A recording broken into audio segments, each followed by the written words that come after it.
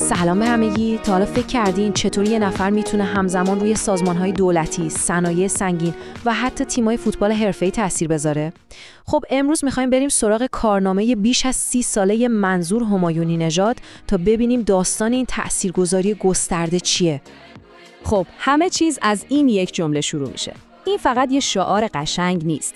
یه هدف کاملا مشخصه که از سال 1370 یعنی از همون اول مسیر کاری ایشون رو تعیین کرده. ارتقاء سطح شایستگی و کارآمدی در سطح ملی. ببینید این نگاه کلان یعنی در سطح ملی کلید فهمیدن کل کارهایی که انجام داده.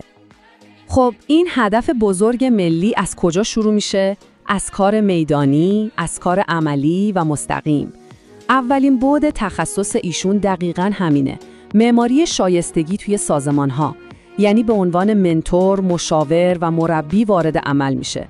اینجا همون جاییه که تئوری‌ها واقعاً به کار گرفته میشن. بس دقیقاً کارش چیه؟ ببینید به عنوان یه منتور، کوچ، ایشون مستقیم میشینه با مدیران ارشد و میانی صحبت میکنه. هدفش چیه؟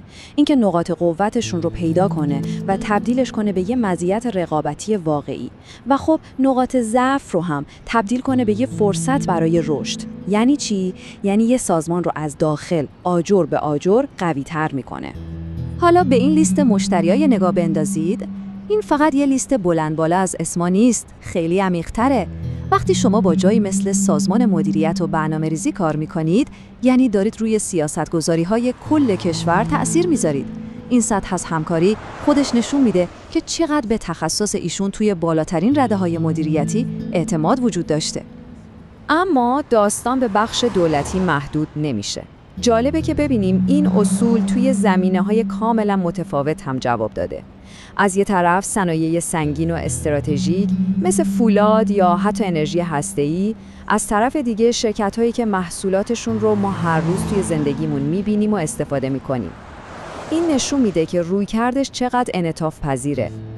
و اینجا دیگه واقعاً تنوع کارش شگفت‌انگیز میشه. آخه شما فکر کنید چه وجه اشتراکی بین استاد دانشگاه، کادر درمانی بیمارستان و بازیکن‌های تیم فوتبال حرفه‌ای مثل سپاهان وجود داره. شاید به نظر بی ربط بیاد، اما جوابش اینه. اصول پایه‌ای شایستگی و کارآمدی این یعنی روی کردی که ایشون داره روی اصول انسانی و جهانی بنا شده که همه جا کاربرد داره. خب مشاوره دادن و کار مستقیم خیلی تاثیرگذاره، شکی درش نیست. اما یه محدودیتی داره. شما در هر لحظه فقط میتونید روی یه سازمان کار کنید. پس برای اینکه این دانش و تجربه به دست آدم‌های بیشتری برسه، راه حل چیه؟ نوشتن. و اینجاست که ما به دومین ستون تخصص ایشون میرسیم. تألیف کتاب و مقاله و به طور کلی نشر دانش. نتیجه این کار چی بوده؟ 3 کتاب. 3 تا کتابی که تمام اون تجربیات عملی رو تبدیل کرده به دانش مدون و قابل دسترس برای همه. با این کار ایشون دیگه فقط یه مشاور نیست، بلکه به عنوان یه صاحب نظر و یه مرجع شناخته میشه. فقط کافیه به عناوین کتاب‌ها نگاه کنیم تا وسعت دیدش رو بفهمیم. از یه طرف بحث روابط انسانی و زوج درمانی رو داریم، از طرف دیگه استراتژی‌های کاملاً مدرن کسب و کار. مثلا کتاب برندسازی و افزایش سودآوری که با رویکرد CEM یا همون مدیریت تجربه مشتری نوشته شده، به شرکت‌ها یاد میده که چطور هر تماس و هر ارتباط با مشتری رو به یه تجربه عالی و مثبت تبدیل کنن. این یعنی نگاه کامل و 360 درجه به انسان، هم تو زندگی شخصی هم تو محیط کار. و البته این دانش فقط توی کتاب‌ها باقی نمونده. ایشان با نوشتن مقاله‌های زیاد توی نشریات معتبر دائما توی بحث‌های روز کشور حضور داره. یعنی دیدگاهاش رو با فعالان اقتصادی، مدیران و حتی مردم عادی به اشتراک میذاره. این کار باعث میشه دانشش همیشه زنده، بروز و کاربردی بمونه. خب کتاب و مقاله برای فکر کردن و عمیق شدن عالیه، اما حرف زدن و کلام زنده یه قدرت دیگه‌ای داره، قدرت الهام بخشی فوری، و این ما رو میرسونه به ستون سوم فعالیت‌های ایشون، استفاده از رسانه‌ها و همایش‌های بزرگ برای رسوندن پیامش به گوش مخاطب‌های خیلی گسترده‌تر. اینجا یه استراتژی دو جانبه خیلی هوشمندانه رو می‌بینیم. از یه طرف رسانه‌هایی مثل تلویزیون و رادیو که پیام رو به میلیون‌ها نفر میرسونن و یه آگاهی عمومی ایجاد میکنن. از طرف دیگه همایش‌های زنده، جایی که ارتباط مستقیم، پر انرژی و خیلی عمیق‌تره، چون مخاطب با هدف یادگیری اونجا نشسته. این عددا رو ببینید، اینا به ما نشون میدن که مقیاس تاثیرگذاری ایشون به عنوان یه سخنران چقدر بزرگه. یعنی فکر کنید هر سال بین 2400 تا 3600 نفر به صورت زنده توی سالن‌ها و استادیوم‌ها پای صحبت‌های ایشون میشینن.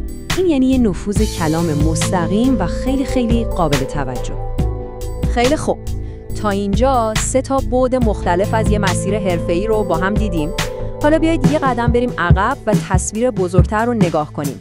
ببینیم این تیکه‌های پازل چطوری کنار هم قرار میگیرن و یه تصویر کامل رو میسازن. پس اگه بخوایم جمع‌بندی کنیم 4 نقش کلیدی رو میبینیم. اول معمار، یعنی کسی که با مشاوره و آموزش عملی توانمندی‌ها رو میسازه. دوم مؤلف، کسی که این دانش رو توی کتاب و مقاله مدون میکنه. سوم کارشناس رسانه، که دیدگاهاش رو از طریق رادیو و تلویزیون به اشتراک میذاره. و چهارم سخنران، که به هزاران نفر به صورت زنده انگیزه و الهام میده. این 4 ستون در کنار هم یه متخصص واقعا جامع و تاثیرگذار رو ساختن. و حالا در پایان یه سوال مهم برای خود شما باقی میمونه. با دیدن این مسیر حرفه‌ای یه لحظه فکر کنید. شما چطوری میتونید اصول شایستگی و کارآمدی رو توی محیط کار خودتون یا حتی توی زندگی شخصیتیتون به کار بگیرید؟ به نظرم این مهمترین چیزیه که میتونیم از این بررسی برای خودمون برداریم. اگه دوست داشتید بیشتر در این مورد بدونید یا شاید بخواید از تخصصشون استفاده کنید، تمام اطلاعات تماس همینجا روی صفحه هست. وبسایت، شبکه‌های اجتماعی و شماره تلفن. خیلی ممنونم که توی این بررسی کوتاه با من همراه بودید.